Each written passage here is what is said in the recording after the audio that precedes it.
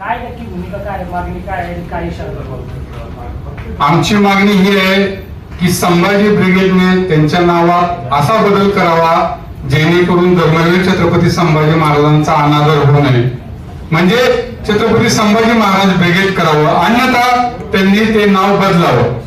आणि यासाठी आम्ही राज्यातल्या 36 जिल्ह्यातल्या 36 जिल्हाधिकाऱ्यांमार्फत आदरणीय मुख्यमंत्री देवेंद्र फडणवीसांना निवेदन देत आहोत आणि विनंती करत आहोत की या संघटनेचं नाव बदलावं आणि जर ते बदलत नसतील तर या संघटनेची मान्यता रद्द करावी. कारण हे प्रकरण तेवढं गंभीर आहे, ज्यांनी आपल्या देव देश धर्मासाठी प्राणाची आहुती दिली, ज्याच्यामुळे देवळाचा कळस, गोट्यातली गाय आणि घरातली माय सुरक्षित आहे, अशा महान व्यक्तीचं एकेरी उल्लेख करणं हे पापच आहे.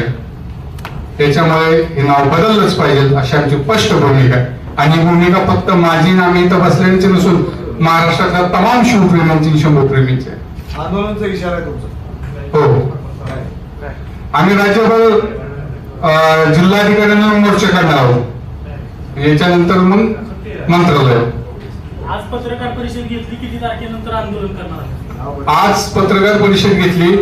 आमचं 3 तारखेला पुणे जिल्हाधिकारी कार्यालयासमोर आंदोलन आहे, 7 तारखेला सातारा जिल्हाधिकाऱ्यांसमोर आंदोलन आहे, 11 तारखेला कोल्हापूर. असं बॅक टू बॅक, म्हणजे कोल्हापूर झाले की सांगली, सोलापूर, अहिल्यानगर, जालना, छत्रपती संभाजीनगर, नाशिक, ठाणे, रायगड, असं बॅक टू बॅक आहे. मंत्रालयामध्ये किती तारखेला तुम्ही आंदोलन पुकारणार आहे? नाही, त्याची अजून ही झाली ना, कारण आपल्याला आधी 36 जिल्हे कम्प्लीट करायचे, त्यांचा रिस्पॉन्स काय माहित.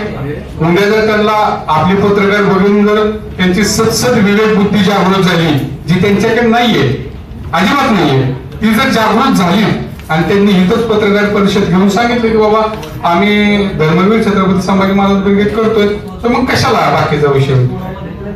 ठीक.